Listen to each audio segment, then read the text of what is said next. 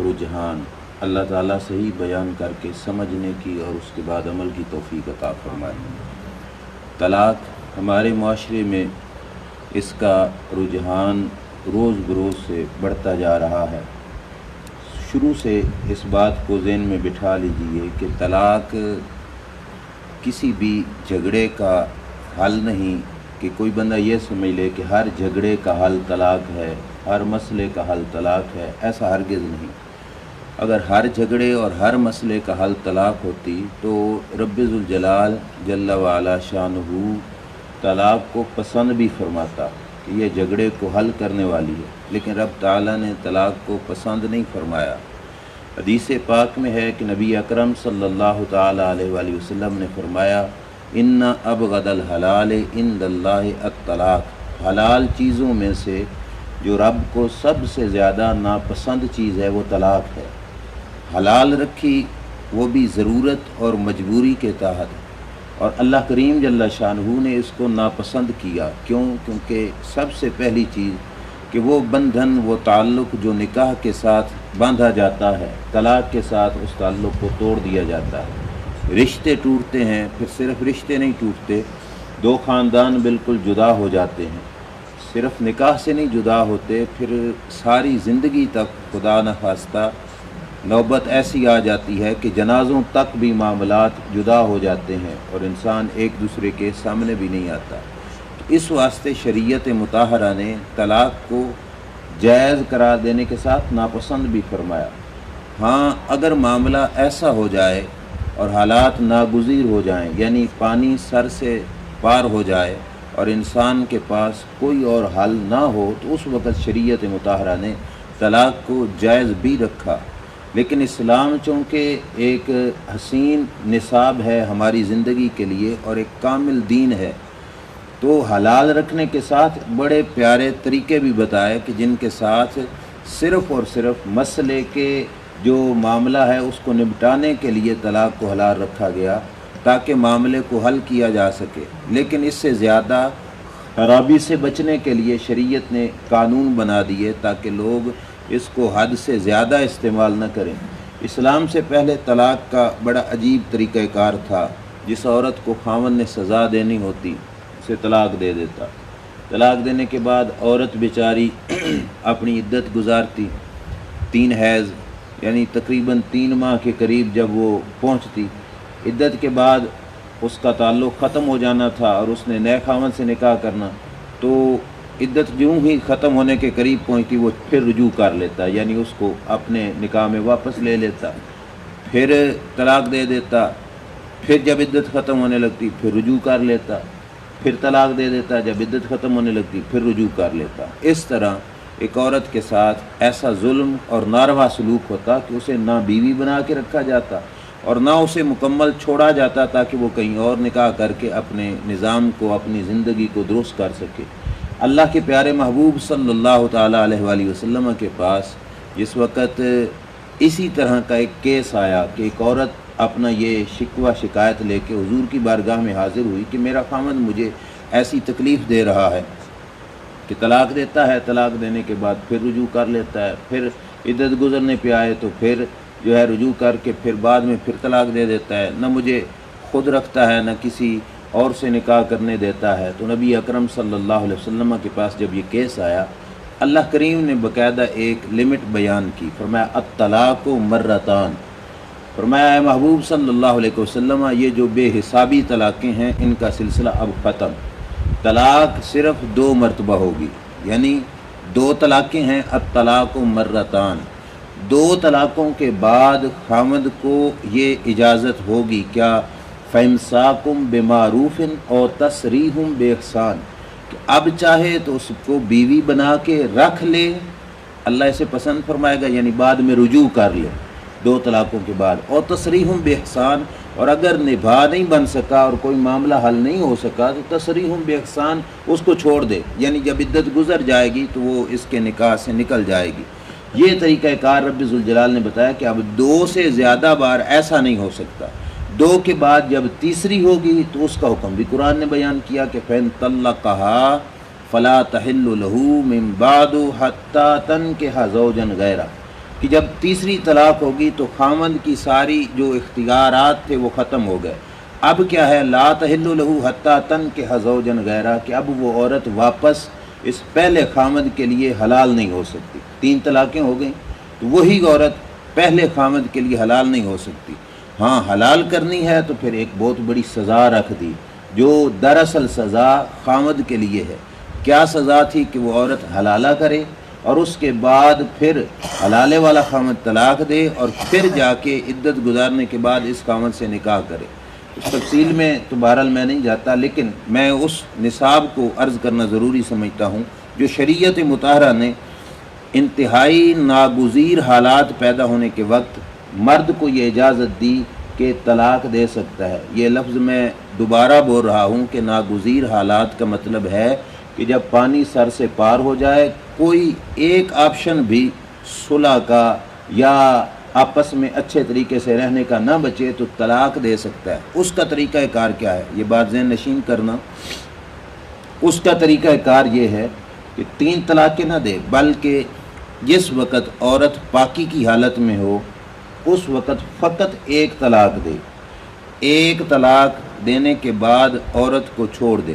چھوڑ دینے سے مراد ہے کہ اب اس کے قریب نہ جائے. اب اس کے پاس تقریباً 3 حیض تک یعنی 3 ماہ تک اس کے پاس وقت ہے. اگر اسی طلاق کو یہ نافذ کرنا چاہتا ہے تو 3 ماہ تک جب رکا رہے گا 3 حیض تک، تو تیسرے حیض سے جب عورت پاک ہو جائے گی تو اس وقت عورت آٹومیٹک اس کے نکاح سے بالکل نکل جائے گی.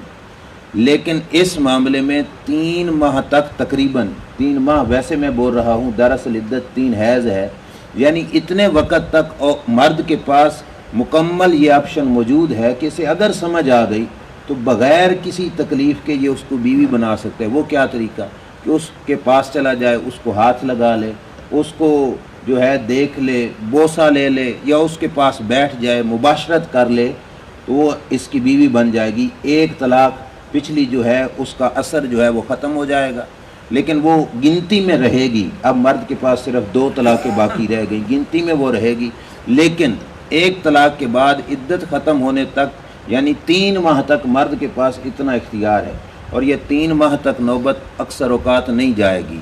کیوں؟ طلاق دینے کے بعد دوسرے گھنٹے میں بندے کو سمجھ لگ جاتی ہے کہ میں کتنا بڑا نقصان کر بیٹھا ہوں. لیکن ہمارے معاشرے میں جو طریقہ کار ہے کہ ہم نہ 1 دیتے ہیں، نہ 2 دیتے ہیں، نہ 3 دیتے ہیں، بلکہ غصے میں آ کر 100 تک بھی بات چلی جاتی ہے، اور پھر سوچتے ہیں کہ مسئلے کا حل نکالا جائے.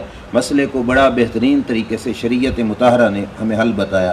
ہمارا ملکی سطح پر جو لا ہے، مسلم فیملی لا آرڈیننس 1961 سیکشن 7 کے تحت باقاعدہ یہی صورتحال اس میں بھی موجود ہے کہ جو شخص طلاق دینا چاہے گا وہ یونین کونسل میں اپنے طلاق کے فارم جمع کرائے گا کہ میں اپنی بیوی کو طلاق دینا چاہتا ہوں، اور اس میں بھی 3 نہیں 1 طلاق دینے کے بعد پھر یونین کونسل کا نمائندہ وہاں سے چیئرمین بندہ بھیج کر ان کی آپس میں صلح صفائی کی کوشش کرے گا. اب یہ صلح صفائی بغیر کسی نقصان کے بھی ہو سکتی ہے کہ ان کو آپس میں جوڑا جا سکتا ہے کہ بس جب تک عدت نہیں گزری اس وقت تک نکاح کی جو بندھن تھی، تعلق تھا، وہ برقرار ہے، آپس میں جڑ کر مل کر یہ دوبارہ رہ سکتے ہیں. تو وہ ان کے درمیان صلح صفائی کی کوشش کرے گا، اور اس کے درمیان تقریباً اس کے پاس 3 ماہ کا وقت بھی ہوگا.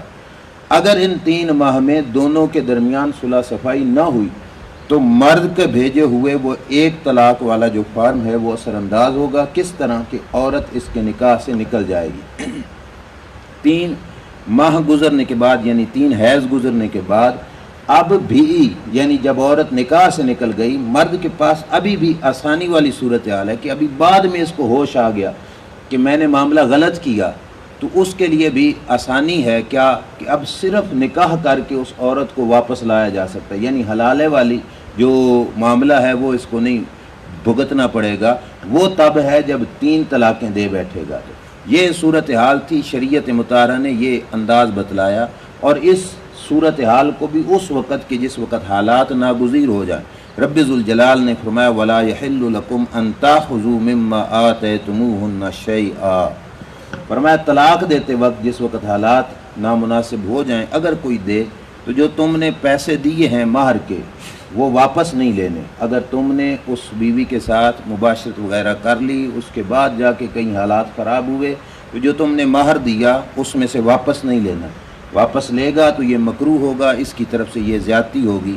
اور آگے اللہ کریم نے فرمایا الا ان یخافا اللہ یقیما حدود اللہ، ہاں اگر مرد اور عورت دونوں اس بات کا خوف کریں کہ ہم میاں بیوی بن کے رہے تو ہم اللہ کی حدود کو پورا نہیں کر سکیں گے، یعنی جو میاں بیوی کے ایک دوسرے پر حقوق ہیں وہ پورا نہیں کر سکیں گے، تو اللہ تعالیٰ جل شانہ نے فرمایا فَإِنْ خِفْتُمْ أَلَّا يُقِيمَ حُدُودَ اللَّهِ فَلَا جُنَاحَ عَلَيْهِمَا فِيمَا افْتَدَتْ بِهِ۔ فرمایا اگر خوف ہو تو پھر عورت اپنی جان چھڑانے کے لیے وہ مہر والے پیسے واپس کر کے بھی، یعنی اور خاوند سے کہہ سکتی ہے کہ مجھے طلاق دے، اس کو خلا کہا جاتا ہے کہ عورت خود مطالبہ کرے طلاق کا اور اس کے بدلے میں پیسے خاوند کو واپس کر دے مہر والے، کہ میں اپنے پیسے تم لے لو، مجھے طلاق دے دو تاکہ میں کسی اور کے ساتھ تعلق قائم کر سکوں۔ اللہ نے فرمایا تلک حدود اللہ، یہ اللہ کی حدیں ہیں، فلا تعتدوها، ان سے تجاوز نہیں کرنا، ان سے آگے نہیں بڑھنا، ان کو پھلانگنا نہیں ہے۔ ومن یتعد حدود اللہ فاولئک هم الظالمون، جس نے اللہ کی حدود کو کراس کیا فرمایا وہ بڑا ظالم شخص ہے کہ اللہ نے حدیں مقرر کی اور اس کو پھلانگ کر آگے نکل گیا۔ یہ تو تھا ایک شرعی نقطہ نظر سے ایک خاکہ میں نے آپ کے سامنے رکھا۔ اب سنیے کہ ہمارے معاشرے میں طلاق کا رجحان کتنا بڑھ چکا۔ تقریباً روزنامہ پاکستان اور انگلش اخبار ٹوڈے اس کے سروے کے مطابق فروری 2005 میں انہوں نے کیسز جمع کیے طلاق کے، کہ 2005 سے لے کے 2008 تک صرف شہر لاہور کے جو کیسز تھے وہ تھے 75,000 کیسز۔ اس عرصے میں طلاق کے جو رجسٹرڈ ہوئے، جو بغیر رجسٹرڈ کے مطلب آپس میں گھروں میں جھگڑے میں صورتحال بن جاتی ہے وہ الگ، یہ 75,000 کیسز 2005 سے 2008 تک صرف شہر لاہور کے تھے، اور حساب لگایا جائے تو روزانہ کے 69 یعنی ایک کم 70 کیس بنتے ہیں۔ اب سوچو روزانہ کے صرف ایک شہر میں ایک کم 70، یہ تو تھا 2005 سے 2008 تک۔ پھر فروری 2008 سے لے کر مئی 2011 تک کا سروے کیا گیا تو اس دوران جو رجسٹرڈ کیس طلاق کے نکلے وہ تھے 1,24,141 کیس، اور اس میں اگر حساب لگایا جائے تو ایک دن کے تقریباً 113 کیسز بنتے ہیں، اور یہ بھی رجسٹرڈ۔ اور پھر 2012 کے اندر جو فقط خلا کے رجسٹرڈ کیس بنے تھے وہ بنے تھے 2,59,064 کیس، یہ صرف خلا کے 2012 میں بنے۔ تو یعنی ہمارا معاشرہ اس قدر تیزی کے ساتھ طلاق کی طرف جا رہا ہے، اور اسلام نے اس معاملے میں باقاعدہ حدیں قائم کی کہ خبردار اس حدود کو کبھی تجاوز نہ کرنا۔ ہر مسئلے میں جب بھی جھگڑا بنے منہ پہ لفظ طلاق کو استعمال کرنا یہ بہت بڑا گناہ بنے گا۔ اللہ تعالیٰ نے جب ناپسند کیا، حلال ہونے کے باوجود ناپسند کیا، تو اس بات کو طلاق کا لفظ بولنے سے پہلے خامند کو 1000 بار سوچنا چاہیے کہ کیا میرے معاملے کا حل صرف یہ طلاق رہ گیا ہے یا کوئی اور بھی صورتحال ہے۔ جب تک کوئی ایک آپشن بھی باقی ہو اس وقت تک بھی مرد کو طلاق کی طرف نہیں جانا چاہیے، اور بالخصوص شادی سے پہلے اس نصاب کو ضرور سمجھنا یہ ہر مسلمان کے لیے لازمی اور فرض ہے۔ اب جو اس سلسلے میں اسباب بنتے ہیں، میں اپنی ذاتی سوچ، ناقص سوچ کے مطابق جو سمجھتا ہوں، جو میں نے پڑھا اس میں اور بھی کئی سبب تھے، لیکن میں جو سمجھتا ہوں بنیادی سبب ہے لا علمی، کہ دین سے جہالت یہ مین سبب بنتا ہے جس کی وجہ سے طلاق کا معاشرے کے اندر رجحان بڑھتا جا رہا ہے۔ ہم نے دین کو سمجھا نہیں، طریقہ کار کو پڑھا نہیں۔ اب یہ طریقہ کار کتنا حسین ہے کہ اگر مجبوری بن بھی گئی تو فقط 1-2، اور اس کے بعد 3 ماہ تک فل اختیار ہے مرد کے پاس۔ اور اللہ تعالیٰ کی حکمت بھی تو دیکھو، اللہ نے یہ حق مرد کو دیا کہ مرد سمجھدار ہے، سوچ سمجھ کے اس معاملے کو آگے چلائے گا۔ عورت کمزور عقل کی مالک ہوتی ہے، اگر طلاق کا اختیار عورت کو دے دیا جاتا تو چھوٹی چھوٹی بات پر طلاق والے سلسلے کو لے کے کھڑی ہو جاتی۔ لیکن افسوس کہ مرد اس زمانے میں عورتوں سے بھی کمزور عقل کے ہو گئے کہ ایک سالن میں نمک کے تیز یا کم ہونے کی بیس پر نوبتیں طلاق تک آ جاتی ہیں۔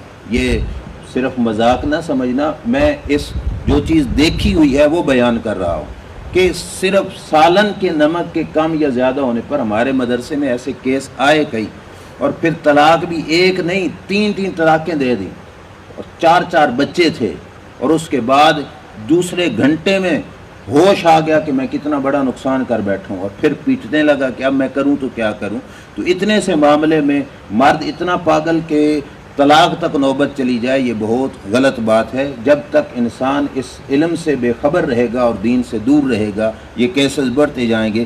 دوسرا معاملہ سبب جو بنتا ہے اور اس کو کور کرنے کی ضرورت ہے، وہ ہے درگزر، یعنی درگزر کا نہ کرنا، عدم برداشت جب انسان میں بڑھ جاتی ہے۔ انسان کو چاہیے یہ تعلق نبھانے کے لیے کچھ معاملات مرد کے بیوی برداشت کرے، اور کچھ بیوی کی غلطیاں مرد برداشت کرے، اور بالخصوص شریعت نے مرد کو پابند کیا کہ عورت کی غلطی کو برداشت کرے۔ اللہ کے پیارے محبوب صلی اللہ علیہ وسلم نے بڑے پیارے لفظوں میں سمجھایا، فرمایا عورت کی پیدائش ٹیڑھی پسلی سے ہوئی، اس نے ٹیڑھا رہنا ہے، جو مرضی کر لو، مطلب کچھ نہ کچھ اس کے اندر معاملے میں گڑبڑ ضرور رہے گی، جو مرضی کر لو۔ اور فرمایا کبھی یہ نہ سوچنا کہ میں اس ٹیڑھی پسلی کی پیدائش کو بالکل یوں سیدھا کر لوں گا، فرمایا ایسا نہیں ہو سکے گا۔ اگر تم اس کے درپے ہوئے کہ میں بالکل یوں سیدھا کر لوں، فرمایا سیدھی نہیں ہوگی، ٹوٹ جائے گی، اور ٹوٹنے کا مطلب بیان فرمایا کہ طلاق ہے، کہ پھر تم طلاق دے بیٹھو گے اور نوبت طلاق تک چلی جائے گی۔ برداشت کرنے کا حکم نبی اکرم صلی اللہ تعالیٰ علیہ وآلہ وسلم کی طرف سے ہے کہ اس معاملے کو برداشت کیا جائے۔ اور اس سلسلے میں بیسیکلی جو سبب بنتا ہے طلاق کا، اس میں جبری شادی، زبردستی شادی۔ اب یہ جبر کا عام طور پر معنی ایک طرف سے بیان کیا جاتا ہے، لیکن میں سمجھتا ہوں جبر دونوں طرف سے ہوتا ہے۔ ایک جبری یعنی زبردستی کہ ماں اور باپ بچے کا رشتہ زبردستی کر دیتے ہیں، یہ طلاق کا سبب بنتا ہے۔ ماں اپنے رشتہ داروں میں، یعنی بچے کی جو خالہ لگتی ہے یا ماموں لگتے ہیں، ان کی بچی کے ساتھ ماں کی خواہش ہوگی کہ میرے بچے کی شادی ہو، اور باپ کی خواہش ہوگی کہ چچا اور پھوپھیوں کے گھر میں ہو، اور بچے نے کسی اور جگہ پہ تعلق قائم کیا ہوگا، اس کی خواہش ہوگی میرا کسی اور جگہ پہ رشتہ ہو۔ اب ماں اور باپ اپنے ماں اور باپ ہونے کے ناطے زبردستی حکم مسلط کر دیں گے، بس میری مانو، یہیں پہ تم نے شادی کرنی ہے۔ اب ماں اور باپ کو یہاں پہ شریعت مطالعہ نے یہ حق نہیں دیا کہ بچے پر زبردستی کر کے اس کا کسی جگہ پہ نکاح قائم کرے۔ کیوں؟ کیونکہ زندگی جس کے ساتھ گزارنی ہے وہ بچے نے گزارنی ہے، نہ ماں نے گزارنی ہے نہ باپ نے گزارنی ہے۔ بچے کی پسند کو پوچھنا والدین کا حق بنتا ہے۔ اللہ نے قرآن میں جو لفظ استعمال فرمائے ان میں دیکھو کتنا پیارا انداز ہے، فرمایا فَانكِحُوا مَا طَابَ لَكُم مِّنَ النِّسَاءِ، فرمایا نکاح کرو ان عورتوں سے جو تمہیں پسند ہوں۔ یہ پسند بھی نہ ہو اس کے ساتھ نکاح اگر ماں اور باپ زبردستی کریں گے تو لازمی نتیجہ یہی ہوگا کہ طلاق سبب بن جائے گا، طلاق کا یہ سبب بنے گا۔ چوتھے دن، پانچویں دن، چوتھے سال، پانچویں سال جب آپس میں تعلق بھی صحیح نہیں رہے گا، ناپسندیدگی کا معاملہ ہوگا، تو پھر طلاق تک نوبت پہنچ جائے گی۔ آپس میں اکٹھے ہوں گے تو عورت کہے گی کہ میرا ذہن ادھر تھا نکاح کرنے کا، مرد کہے گا میرا ادھر تھا، دونوں کا آپس میں موافقت ہی نہیں ہوگی، جس کی وجہ سے طلاق تک نوبت پہنچ جائے گی۔ اور جبری زبردستی شادی کی ایک دوسری صورت بھی ہے۔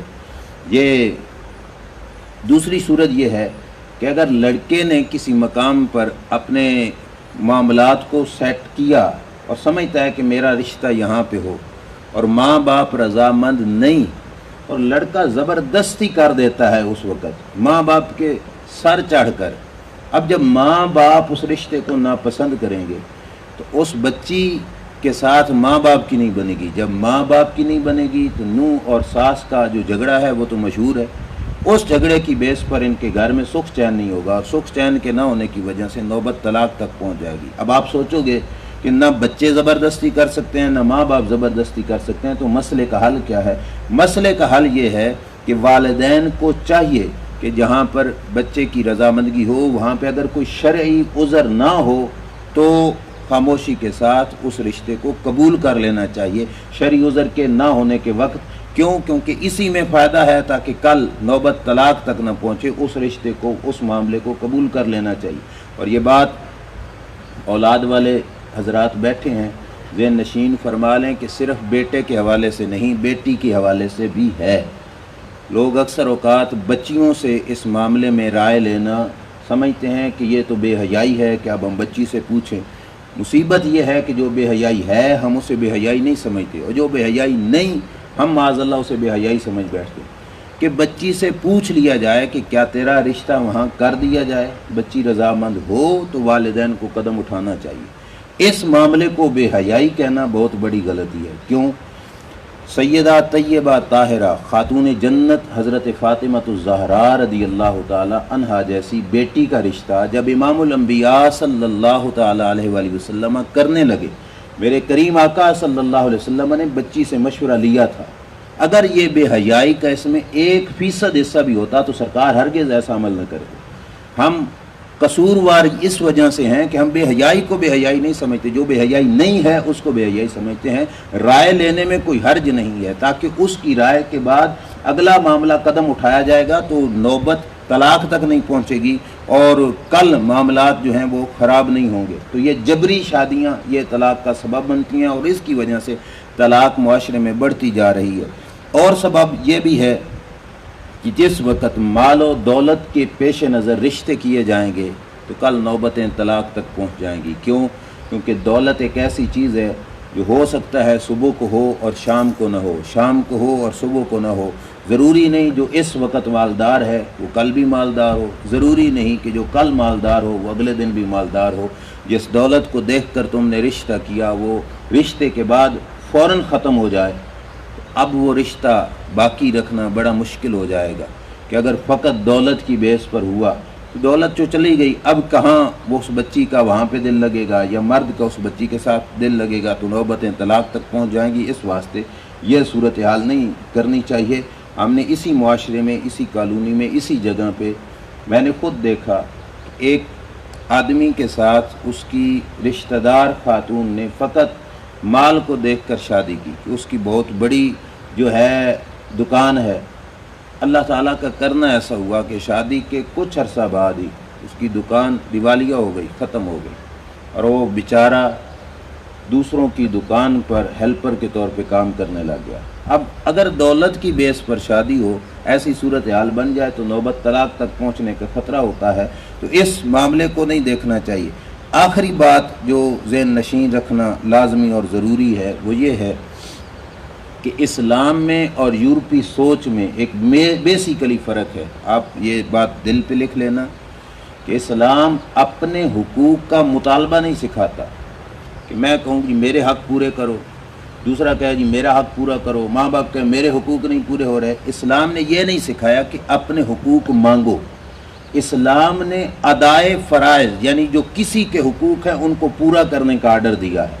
شادی کے بعد طلاق کی نوبت اس وجہ سے آتی ہے کہ مرد عورت کے حقوق نہیں پورے کرتا اور عورت مرد کے حقوق نہیں پورے کرتی۔